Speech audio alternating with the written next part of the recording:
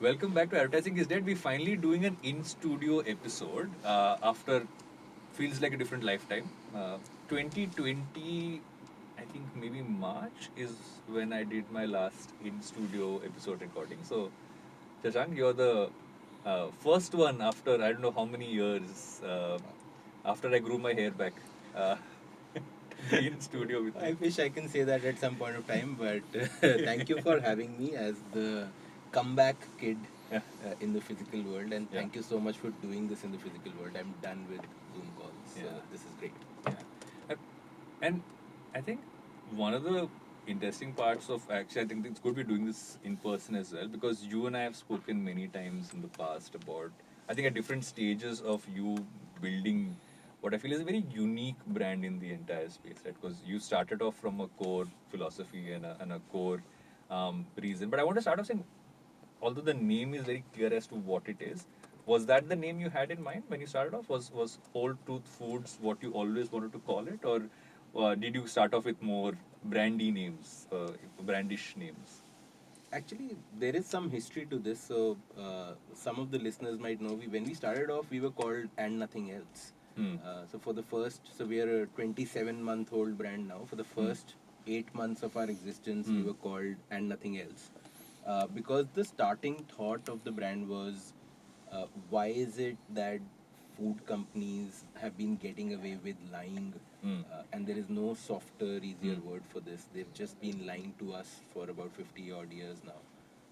Why are they getting away with it? Why do they get to put beautiful women and drippy chocolate on the front of a packet and not tell me what's gone into my food, Hmm. right? So Hmm. the whole idea of the brand was, hey, there should be a 100% truthful brand there that says that, hey, the food you're about to eat is made of A, B, C, D, E, Hmm. and nothing else. Hmm.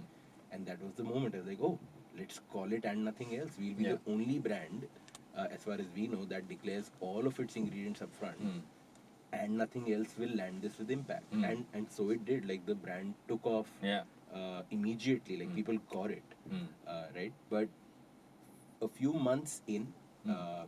apart from product, when we started doing our content on social, on YouTube and Instagram, etc., and that also started exploding, we realized that actually we are doing a lot more than telling you the whole truth of ingredients. Hmm.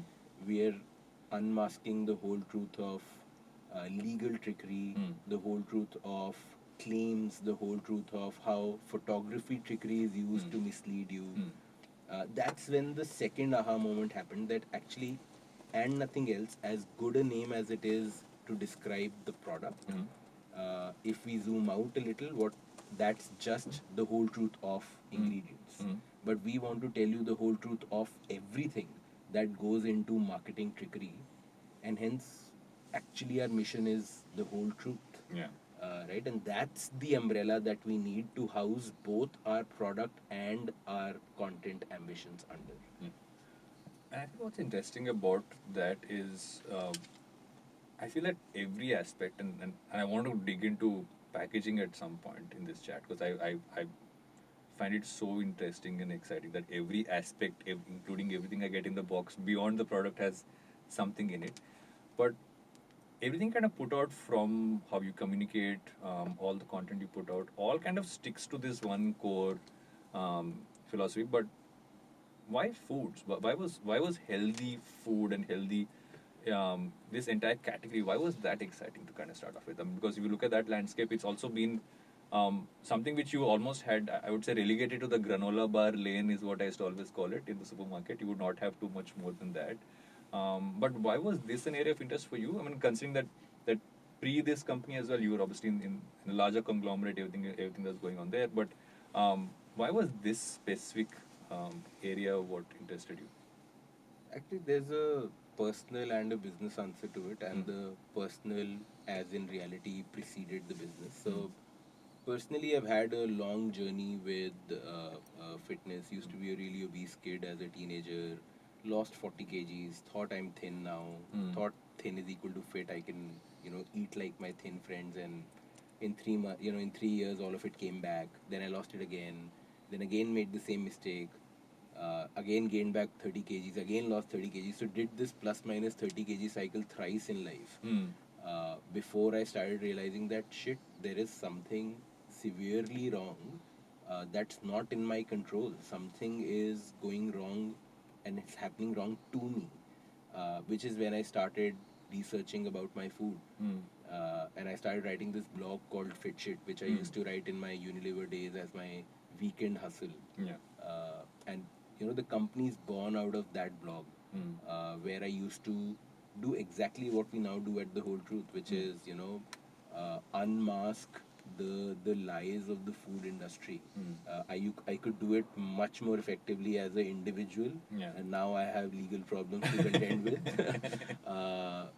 But that is the crusade, because I've gone through it personally and I've seen how damaging incorrect claims and supposedly healthy food can be, because you actually end up overeating it because you think, oh, I'm eating healthy so I can have 4 of these rather than 2 of these.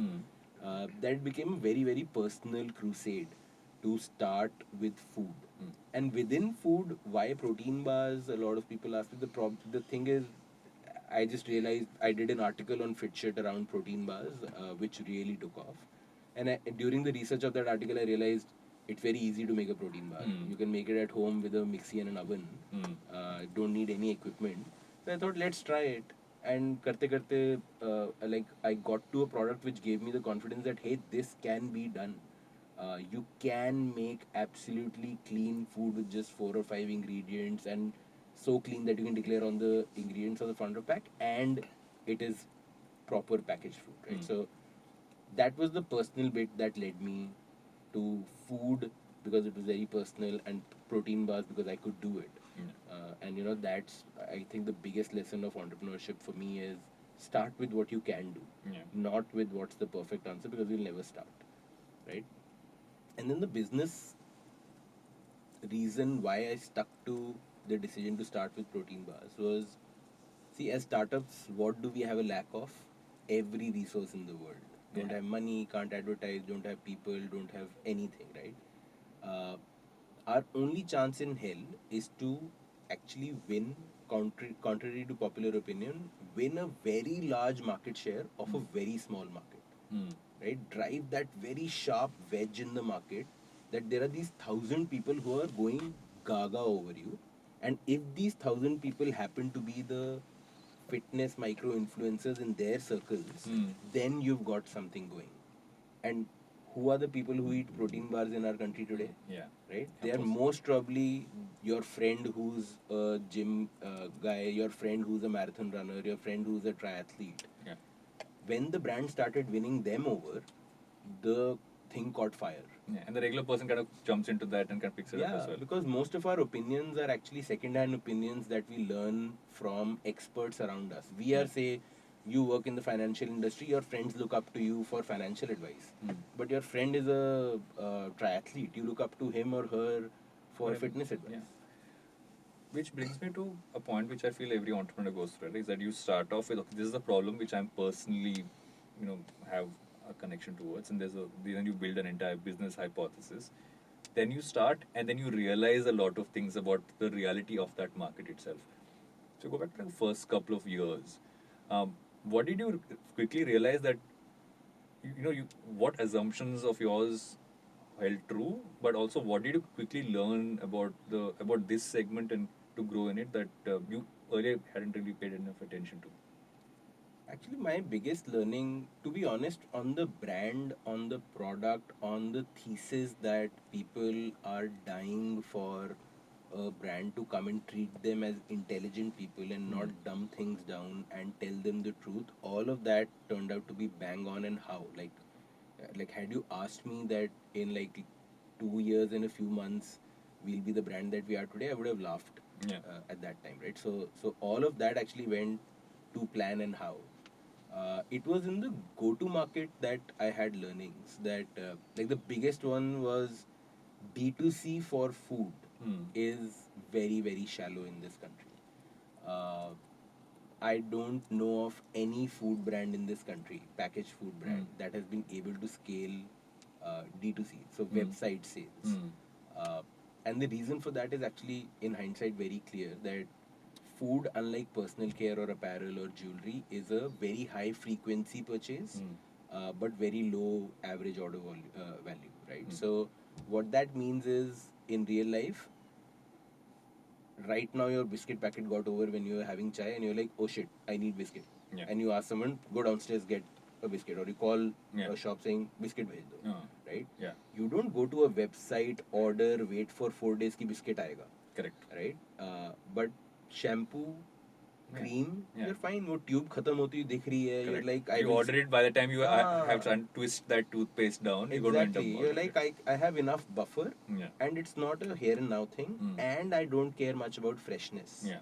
Right. So that's why retail is still and will continue to be a huge play in food. And D2C will take a very, very long time, much longer than personal care, to find depth in food.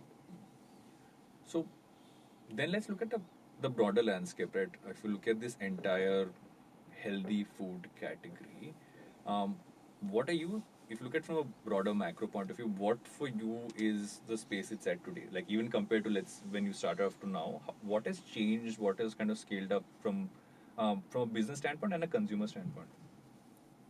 Actually, I have a problem with the word healthy food. Because food should be healthy. Yeah, exactly. So it's an oxymoron, Yeah. or it's Yeah. either redundant or Yeah. oxymoronish, Yeah. depending on Yeah. how you look at it. So, and the bigger problem is, this word healthy is actually the food marketeer's biggest weapon. Because no one knows what's healthy. Yeah. Someone thinks it's keto, someone says vegan, someone says low fat, someone says low carb. Whatever is the latest fad is healthy. Yeah. Right? No one tells you the basics of food.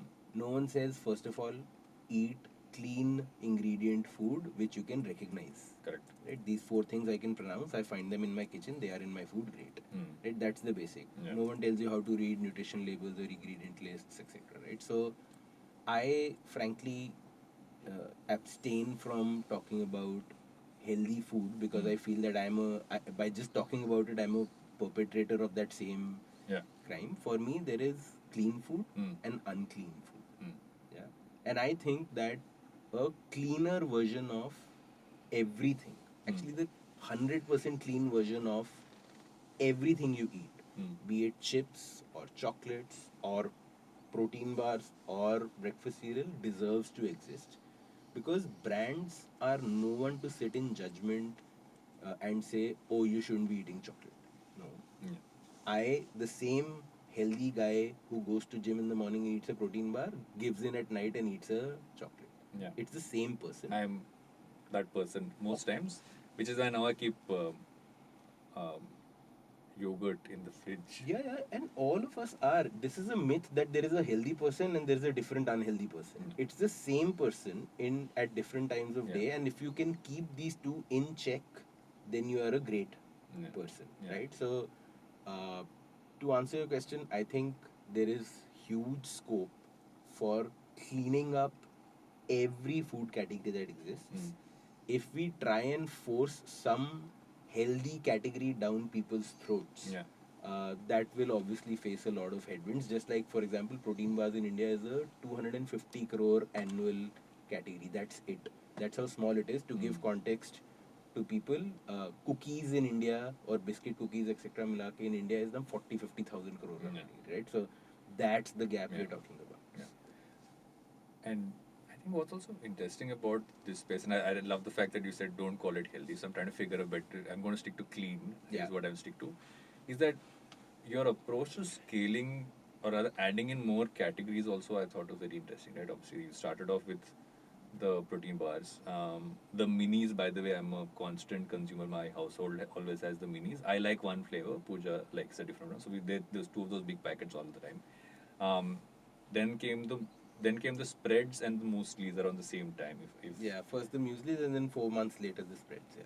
So as you kind of adding those in there, how do you see this without giving away something which you are going to launch tomorrow? Is there a thought of saying, "When this is done, let's move to the next one," or how do you look at adding in categories? So our formula is very simple.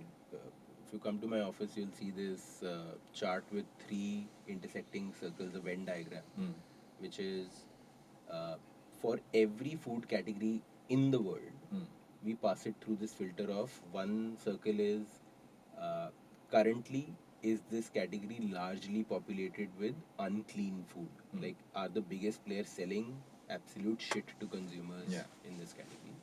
Next circle is, can we create a product which lives up to the whole truth promise? And third circle is it tasty? In any category where we are able to make these three circles intersect, we launch, right? And then we move on to the next part of the crusade. So for us, this is the crusade. Okay?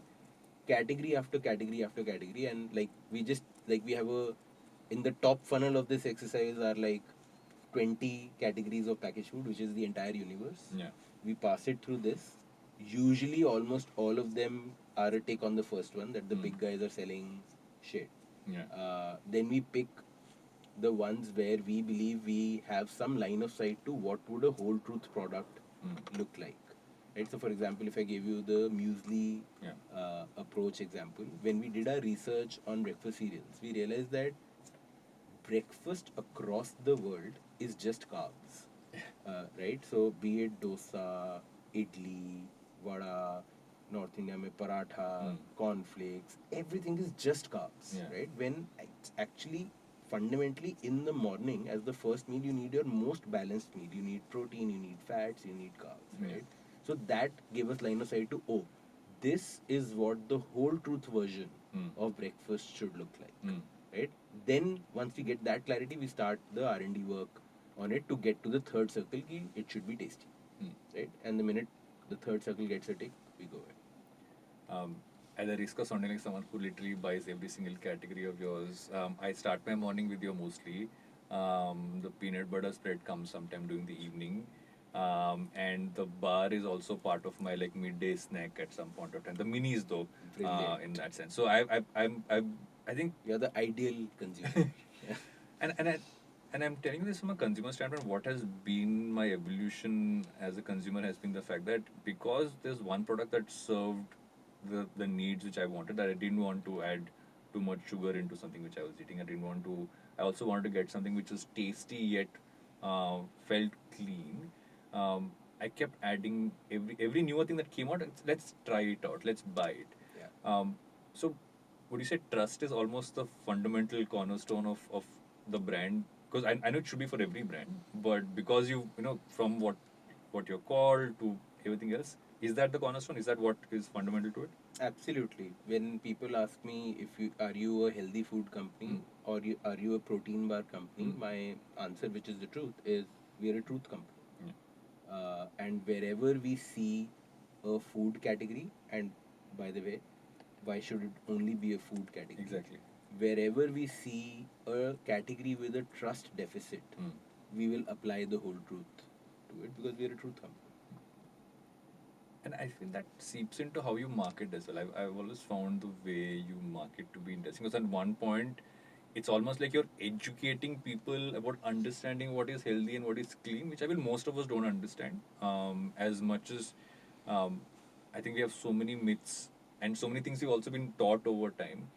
So how I know everything from the academy to the recent one, which was the influencer campaign, which was super fun.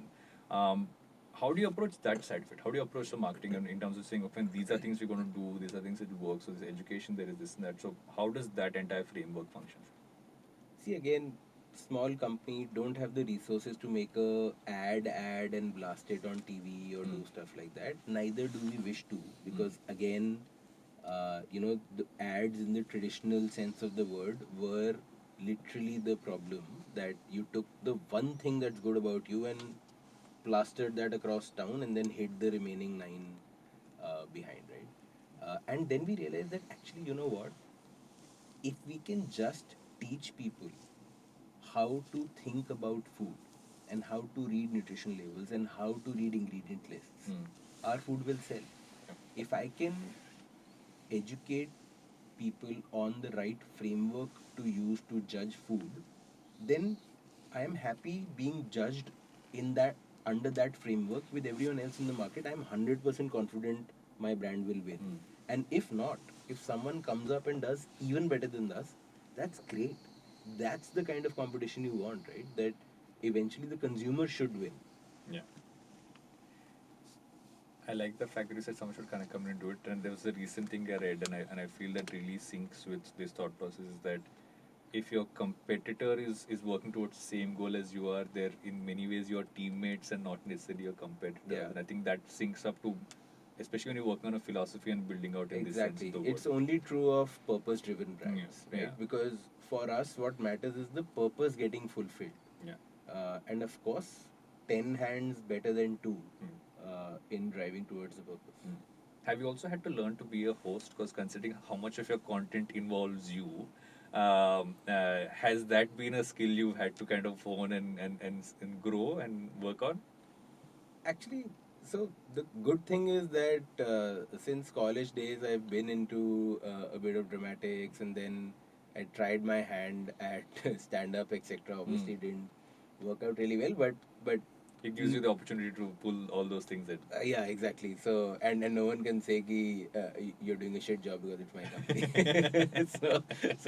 so that's one way to get comedy freedom, guys. Like start your own company. Start your own company and make yourself. And so it's not been that, to be honest, that tough. I've been at it for a while in the background. So even at Unilever conferences, I used to be the standard given joker. My comedy act used to be the way the conference used to end every year. So been on stage for a while, so it's not too uncomfortable for me. But yes, the volume of it really takes a toll. Like the amount we're doing now. Yeah. But that's the bit that actually, outside of creating new products with Rachna, who heads production for us, who's really the soul of the company. This is what drives me the most. So if I had the time, I'd do it all the time. And considering you mentioned the team, right? When you're working in a larger organization, you look at how you build your team in a very different sense. Obviously it's already set in place. Everybody has specific roles and stuff like that. When you're doing a startup, you're literally all hands on deck. Literally, at the beginning, just your hands on deck, and then you build. So, how is the way you look at building a team, the kind of people you bring in? How is that kind of change, and what do you tend to look for? So it's a very clear shift from looking for skill to looking for intent.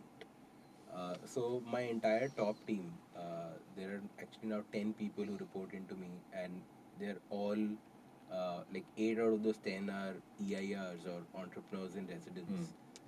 And the hiring philosophy was very clear that see, we are not creating a Tesla, we are not solving some hitherto unsolved physics problem that we need PhD scientists for. Yeah. Many FMCG companies have been built, retail distribution, marketplaces, all of that are known problems, right? So the problem here is not that there is one big unsurmountable problem. The challenge here is that every day you will face 40 different, highly surmountable, independently but collectively tiring issues, right? The only thing that takes you over 40 hills every day for 10 years on the trot is intent. Yeah. So I look for intent over greater than skill, is how we look at it. And skill can be taught, right? And thankfully, I have spent time in the CPG world, so I do get many parts of the business, right? So that's the biggest change. Not looking for people who can come in and tell us how things are done. Looking for people who can come in and say whatever it takes, we'll get it done. I have a bunch more questions to ask you, but I'm assuming we need to go in for a break. I'm used to a chat window popping up at this point of time telling me you are over time, you have not gone for a break. I'm assuming there's a virtual chat window here saying that. So we'll just quickly go for a break and be right back with advertising. Hey everybody, it's been another great week on the IVM Podcast Network. On Advertising is Dead, Varun talks to Pallavi Uttagi of Super Bottoms and Mamta Roy of Odette Style. They reveal how they built their respective businesses completely online. On Postcards from Nowhere, Utsav tells us the story of nutmeg and how it became the world's most violent spice. On Big Talk About Tiny Humans, Devi Shobha and Meghna share strategies on how one can balance screen time and family time. On Hanswani, hear the story Koi Parichit. It reflects India's belief in humanity and the unanimity it showed in the face of the COVID-19 pandemic. On Tere Mere Raste, Keshav takes us to Jaisalmer, a city where sand, sandstone, and water come together to weave a magical story of valor and view. Do follow us on social media. We're IVM Podcast on Twitter, Facebook, Instagram, and LinkedIn. And remember, if you're enjoying this show or any of our other shows for that matter, please do tell a friend. And don't forget to rate us on any of the platforms you're listening to us on. Also, remember, we're on YouTube. You can check us out on ivmpodcast.com/YouTube and get a list of all the YouTube channels we have active at this point. I'd also like to make a quick note that we're doing a small listener survey, and it would really help us if you could fill that out. You can go to ivmpodcast.com/survey. And finally, we'd like to thank our sponsors this week, SBI Life Insurance and India Water Portal. Thank you so much for making this possible. Welcome back to Advertising is Dead. We're still in our come back into a studio and do a recording, and what a fabulous episode it's been so far. I've always wanted to ask you this. I think I ask every single person who's had professional career in a multinational and then go towards being a startup founder is that what did you take with you and what did you have to almost unlearn or relearn once you got into startup mode? So, see, my professional career was in Unilever, right? Yeah. Which is a great founding school for marketing 101s, right? So I think that's what I took with me the most. That I think in hindsight, my focus from day one on having a very clear brand proposition, a very clear insight, from day one spending time, money, energy, resource on brand building, because I've seen the journey of iconic brands like Dove and Surf. Yeah. That gave me the lens that if you're playing to win, then the definition of winning here is even if you have $100 in your pocket, keep ₹5 aside for content and brand building, etc. Because that truly is the only long-term moat that you're building. So I think that's the biggest thing that I took. What I had to leave behind was almost everything else here, because the lack of resources really hits you, right? No team member around to you say the strategy and someone else will go and execute. There's none. You learn admin and finance. Everything, right? Yeah. And from the very the first month I was running around trying to lock in a 1,000 square feet Gala ka lease to put our first production facility come office in. Yeah. And the first lease that we signed was in July of 2019. And we were going to pay the deposit. We said जाते हुए एक बारी गाला देख के आते हैं. पिछले दिन was the heaviest rain day of Bombay. The thing was submerged in hip deep water. Right? So that shit you've never faced in a big company, right? So the big I think every Bombay startup has that one hip deep in water story. I remember we had an office which was in Warsaw, which was at some point of time. Luckily, the tables were higher than the water came to. So weirdly enough, whatever a couple of hard disks were left, which were saved, but I totally relate with that. And the other thing I would say that I have very happily left behind is, trying to find whose fault it was. I find it to be supremely liberating that जो है मेरा है, जो अच्छा है वो मेरा है, जो बुरा है वो मेरा है, and I have to spend not an iota of my time thinking जब कुछ खराब हुआ, the first thought in back in a big company used to be, oh fuck, whose fault is this? Because it can't be mine. So I need to find who this lands on, right? And the first thought here is, how do we fix this? I think that's super liberating. Also, it stops you from, I think we all try to play safe, but it stops you from playing too safe. That you're not covering your behind, for lack of a better term, all the time. Because I don't think that's a it's unfortunate, but I feel in larger organizations, it's bound to happen because people are going to. If there is going to be structure, there's going to be um, politics comes in once you cross a certain number of people. I think in any organization, so you And I can't do. think it's structural, right? The feedback loop in a big company is very delayed. You Yeah. keep on doing bad behaviors and you might still keep rising, and it might catch up with you maybe in 10 years. Yeah. In startup, you do bad behavior, you will die. Like the company will die in 6 months. Yeah. Then who will? What's the point of explaining किसी गलती थी? Yeah. भाई company बंद हो चुकी है जिसकी भी गलती थी doesn't really matter. Yeah. Right? So I think the feedback loop is so immediate that made a bad decision, money went down in bank. Made a bad hire, culture has gone to shit. You can see it in front of your eyes, Yeah. right? So I think it's just structural because see, I was the same person that I was in a big company, but my behaviors were different. Yeah. It becomes very clear that your context has a huge role to play in how you behave. Even when you're the same person, I'm a live case. I was for 11, 12 years in a large company, and now I am running my own company. I'm the same person. I can't have changed too much. Yeah. But my behaviors are entirely different. Uh, what I think is also interesting is that, and you mentioned this earlier, right? Is that from a manufacturing standpoint, the tendency, especially when you start off D2C in many cases, is to almost figure a way to outsource the manufacturing, right? Work with an external partner, do some of those. Was that ever a thought? Was that ever were you, and because or were you always like, no, this has to be the most controlled aspect? To be honest, it was a thought because I don't come from a food background. Even in Unilever, I've worked in personal care, never in food. So I was very scared. And food manufacturing is scary, right? Yeah.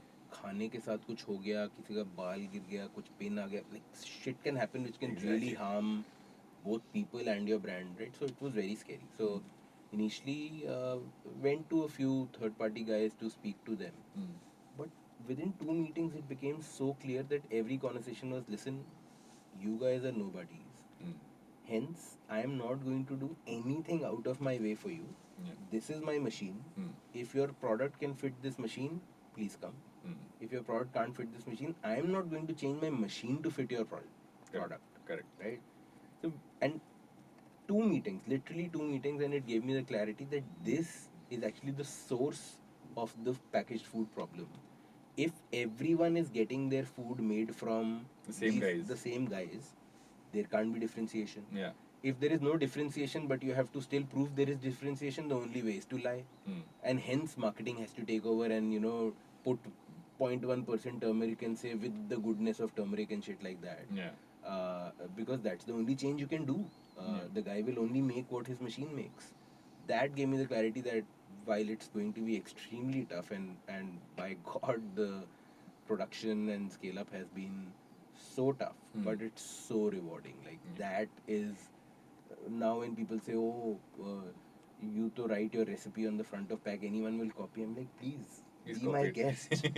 Please come in. Like we've put up a 3D map of our facility on our website. You can actually go and see the entire facility, walk through it in 3D with all processes, everything right there. So forget about recipe. I'm showing you my process to all my competitors also. Please copy it, and you will have to go through that same path. And if you can, and if you're so committed, please do it. I think that also that's the only way. Man, I think transparency is so underrated as something that you should do as organizations, right? I think there's value to that because the more transparent you are, and the less you have to hide, the less someone's worrying about, okay, is this person hiding something? But have you been asked the other end saying, is this all true, or is there like, I'm sure there's something that you are not being transparent. How many times have you been asked that question? शुरू में होता था. Off late, though, I can't remember even one incident, and I think that's the true win of every like internally also. Like one of our values as a company is also the whole truth, right? That we everyone in the company understands that no matter how good a con artist you are, you can't keep up a facade for 20 years. Correct. Right? The only way the whole truth remains the whole truth if on the other side, on the inside also, it is the whole truth. Yeah. Right? So, thankfully, not off late. शुरू शुरू में people had this doubt कि तुम भी पूरा थोड़ी बता रहे हो. Uh, there is a pet peeve I have about your brand, which is the fact that I try to always find things beyond the product when I order it off your D2C site, and I always found, because I have not seen too many brands try to say even the shredded paper that is inside the box has some element of something around the brand in it. You also get that booklet. There's a lot of that stuff. So. Um, how has that part kind of was this almost like, okay, this is something we buy space, no one using this, almost like white space, or how did that part kind of evolve? I think that's just again the kind of people we are, and maybe a large part of that flows from me too. That like we just love storytelling. Mm. So like from day one, I used to feel that it's such a missed opportunity. Actually, I'll tell you my exact reference. I was like, everyone posts unboxing videos of phones. Mm. Why not of food? That's true, actually. Right? Because somehow when food gets delivered, and food is very high involvement, right? It is, you are really passionate about your food, but वो आता है तो वही एक बस गत्ते के डब्बे में someone everyone puts it and throws it in a box and sends it to you, and it's such a missed opportunity यार, मतलब. And then on top of that was the thing of, dude, when I don't have any advertising money, I have nothing, any touch point I'm getting with the consumer, I'm going to max it out. Like I'm going to, at least from my side, give you an experience that you can't forget you're talking to 10 people about it. So when you open that box, like there's a whole world that's going to emerge outside of the just the bars.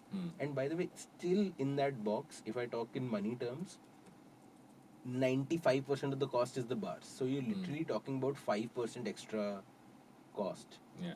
Right? But that just elevates the experience. Experience so much. So like it frankly came very very naturally to me that ये तो मतलब बेवकूफ़ी है. If you're sending food just by throwing 6 bars in a box, you're really missing an opportunity. And I remember the first time I even, like, I think the first time which actually I realized it, because I think oftentimes we also used to picking something up and throwing it. I don't think I realized it the second time when someone I knew had purchased and spoke to me about it.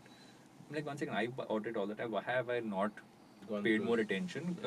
And then I now it's a constant point to kind of go back to. And I think for me the big learning, like you said, is that it's just so much space for storytelling which you have just wasted, which you could kind of use, which can be so interesting. I mean, I can think of how every single brand can kind of use Why it. don't they? Like, again, this is one of the, I don't know, someone has made the effort of coming to your website, giving you 600 bucks, said, I will try you. You're sending a box to their home now. The deal is done. Yeah. Right? This is the other example that I always keep telling my team is, don't behave like movie theaters behave with people, where when you're coming in, everything is shiny and hunky-dory and great. But the exit route is shit. Right? That now that we've taken your money, go screw yourself. It's so true. I know so many theaters like that. It's not funny. All of them are like exit. Sometimes you come out and you feel it's a like dungeon. मतलब दीवारों से paint उतर रहा है और आप चढ़े 3 floor थे लेकिन उतर 6 फ्लोर रहे, समझ में नहीं आ रहा कि क्या चल रहा है, right? So I'm like, don't behave like that. Just because they've now given you your money, their money, it doesn't mean कि अब 6 बार कोई डब्बे में फेंक के भेज दो उनके पास. Like, can you like deliver a wow where they were not expecting it? And by the way, those are the wows which stay with people the most. Yeah. And I feel what's also an interesting aspect is that also makes, and I know earlier on you said, right, is that it's always going to be physical, and D2C physical is always going to be a large player. But I feel things like these push you to purchasing online more. If you make it a habit in that sense, and you also experience some of these aspects, some of the experience, and I've noticed this as a consumer, and I've just generally, I ask people across categories, and a lot of people are like, the more they've had to purchase by force in recent times because of the pandemic and shutdowns, they realize in some of these spaces you actually feel happier to just buy it online. You just have to remember maybe 4 days before and not necessarily on that day. But I feel that's happening more and more as a consumer.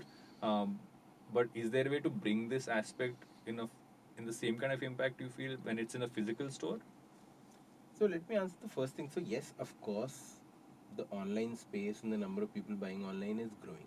There is no doubt about it, right? And by the way, while I said retail will always be very important for a food brand, for the first 12 months we were a purely website only brand. We didn't even go to an Amazon, etc. for the first 12 months, right? Exactly for this reason, because at the beginning I wanted to deliver the full force of the brand experience to whoever bought the brand. Yeah. Right? And then dheere dheere open up distribution. Right? The problem is that, and I guess it's a problem for us VC funded brands who need to grow at a certain pace to justify the venture capital money that we've taken, that the pace of growth of online consumer is not enough for us to grow with. A and B, I also feel, we a lot of times say that for us, our brand is far greater than our revenue. Yeah. So the number of people who know of the brand positively are far greater than the number of people who've bought it. And the largest reason is availability. That, I just didn't have the time or I forgot. But I was in Nature's Basket the other day. Had the brand been there, I would have picked it up. Yeah. Right? So I think these are not either ors. Every channel has their role to play, and for a startup, there's a sequence I believe in which you should do this. I believe you should start with D2C, deliver the full brand promise, get the micro influencer folks who are buying your brand to go gaga over it because of everything, the pack, the experience, etc. Let that word of mouth trickle down to more people, and then follow it up with more distribution. Right now, your second point: can the same experience be delivered in a physical store? I doubt the same experience can be delivered, but physical store offers you other things to do. For example, you can do wet sampling. I can get you to try the product before you buy it. Can't do it in online. Yeah. I can. So one of the things we're hoping to be able to experiment with is, there are these promoters that you put in stores. We also put them now that we're going to retail stores. But they're always such pushy salesmen who are always in your face. Yeah. Buy this, why don't you try this, Yeah. right? What if the promoter can actually be someone who tells you that I'm actually not selling you anything. I just want to take 2 minutes to tell you that when you turn the packet or any food packet, the ingredient list is listed in the order of constitution. So the first ingredient is the largest ingredient in that packet of food. Yeah. Just learn this one simple rule, ma'am, and now you're buying protein bars. Please go and see all the protein bars, right? And then pick whichever one you think is right. Or have someone holding a board which says, I will only tell you the truth. So we call them truth speakers. Yeah. So, so these physical world allows you much more intimate conversations, allows you physical touch feel, but not unboxing experience and the feeling of getting a gift. That it can't. I think that's also the beauty of the hybrid space we find ourselves, right? Is that there's obviously been a push to people doing a lot more D2C, and now with things opening up, there is that physical is obviously now suddenly consumers are kind of going back into stores and going back, and I think the supermarket never really went away, the store never really went away, but I feel that now it's a combined experience, and the fact that the consumer wins, right? They have choice. They can do this online if they remember. If they don't remember, they can go up to a store and get it. Yeah, I think the shopper journey basically has become a lot more multi-dimensional and complex.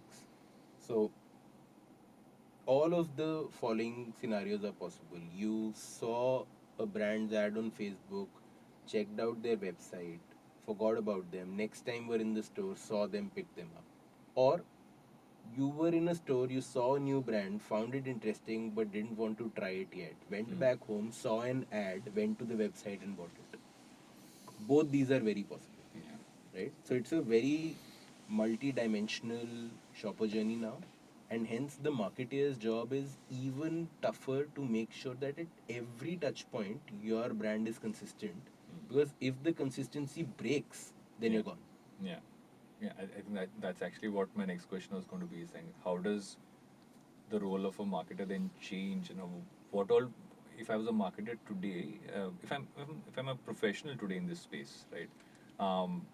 what are the skills I need to have, both not just from like okay, these are skill sets I need to function as a professional, but also like from a mindset perspective. What are the skill sets that you feel is so important, especially in this kind of an environment? I think I actually think that the skills of running digital media campaigns and optimizing that, or knowing how to do marketplace listings, etc., are actually fairly learnable. Mm. And you'll find courses, people, consultants, etc., agencies who will do it for you. I think the real skill for the marketeer of today is your ability to play on information arbitrage is going away, Mm. which is what the marketeer of yore used to do. That लोगों को झूठ बोल दूंगा उनको पता कैसे लगेगा Correct. कि मैंने झूठ बोला, right? That is going away. That information asymmetry is now highly gone. Mm. One guy posts something, within 5 minutes your entire consumer base knows about it, you're gone, Yeah. right? So I think the unlearning required is to the consumer is not dumb, right? And Yeah. of course, I'm making a generalization. India is, as we know, 100 countries. It's not one, so you can't make a statement about India. Mm. I'm talking about maybe the metro dwelling, uh, once or twice in life has traveled internationally, English speaking, Mm. nuclear household sort of Mm. consumer, Mm. let's say sitting in the top 15, 20 cities of India. Mm. This consumer is watching Netflix documentaries, Mm.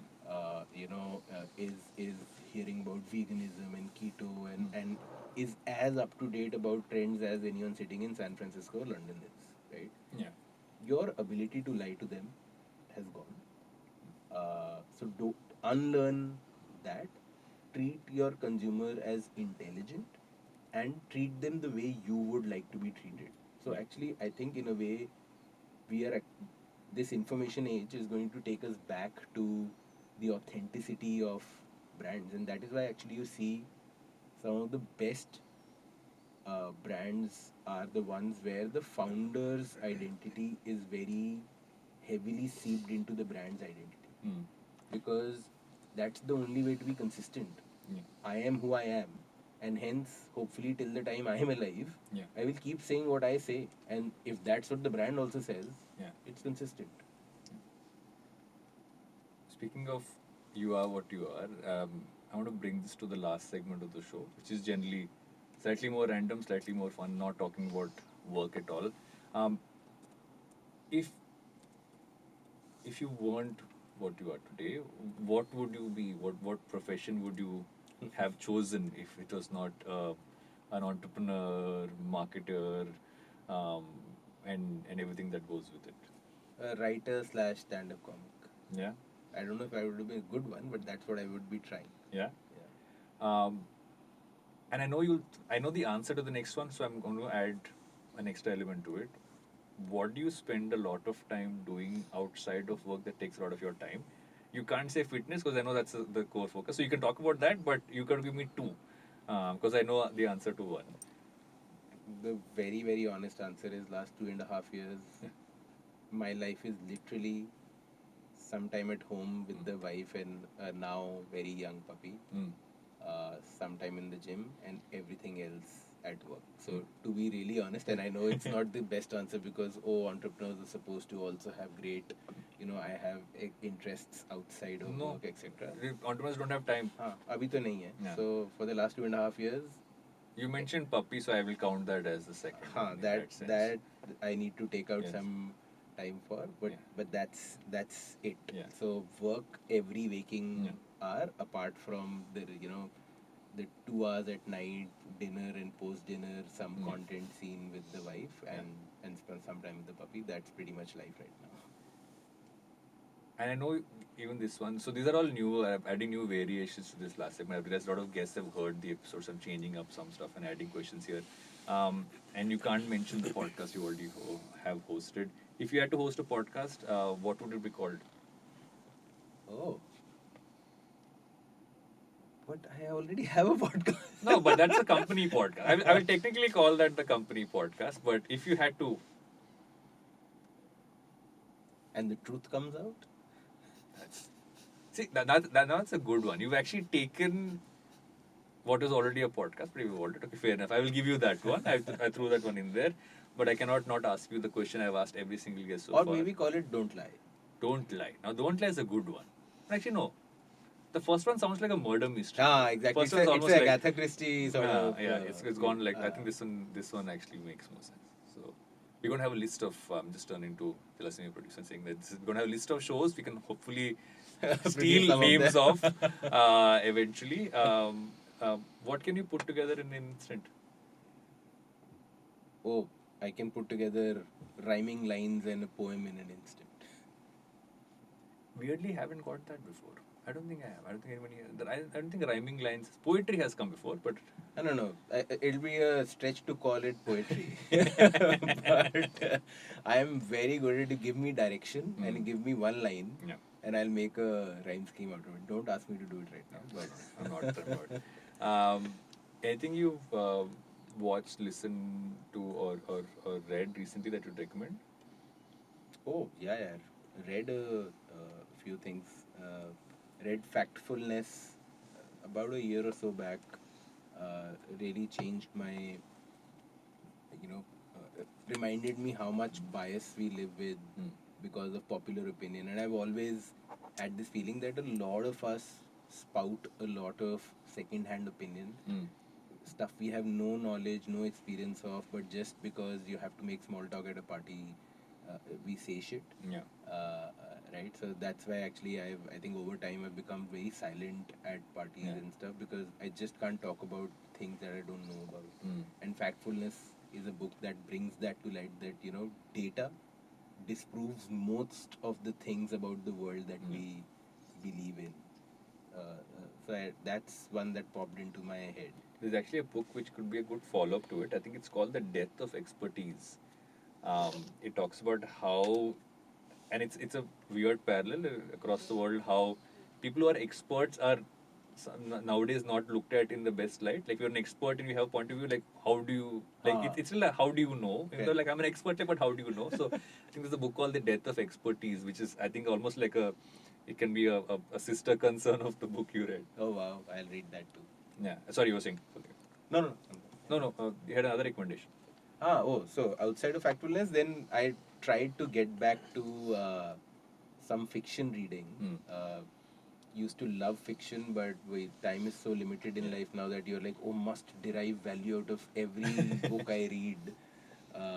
So got back to fiction, and the name is skipping my mind. Suddenly, it's this the three body problem, which is a science fiction book, like classic science fiction book, and oh my god, like it's amazing. So if there are any sci-fi lovers out there, I'm sure you've heard of the three body problem. So I read Asimov a few years back and loved it, and then the three body problem is just another level. And I realized that fiction is so it's become so tough to read fiction for me now. Like, I can't concentrate, I keep getting distracted. But once I do get into the flow, I get into flow with fiction. I'm no longer in a transactional relationship with my book where every 5 pages I'm wondering isse maine kya seekha. What do I highlight? Correct. Which of this can go as a tweet, as something that I learned and shit. Story right? of my life. You just I loved the so the three body problem. It's a trilogy. It's one of the best sci-fi out there. I think also the best way to actually consume fiction as well lately, I've realized, is actually fiction podcasts. I've slowly started to do that a lot more. Just listen to like a story and at some point pause and go. Not tried. I've gotten hooked on to the Marvel ones. So there's an entire Wolverine series with a couple of seasons in, which is like, and it's also like, the sound design, you feel like you're in the middle of like cinematic one. There's and a bunch of others. So I've actually been hooked onto that part. So I like how I'm throwing recommendations back at you. This is great. I remember there's this new serial, not new anymore, about murder in the building or something. This is the one of the Only Murders in the Building, which is the one on Hotstar. Which is about they're all making a crime podcast. So true crime podcasts are like obviously the biggest genre in podcasts. And I haven't tried those either at all. Yeah.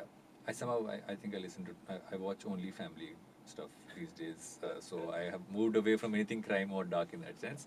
And on that note, thanks a ton for coming on the podcast. I'm happy we finally did this. I'm finally could talk about just like what you're building, because I think it stands out because at the core of it, it stands for the philosophy, it stands for trust, and you're building everything else on top of that. And I'm a happy consumer, so and hence I want to say that I'm happy we could do this episode. Thank you so much for having me. And yes, it's a massive privilege to be able to get up every day and do build something that means so much to oneself. So I think I count that as a huge privilege. And thank you so much for having this chat. Awesome, and that's it for this episode of Advertising is Dead. Back in studio after ages, but we done.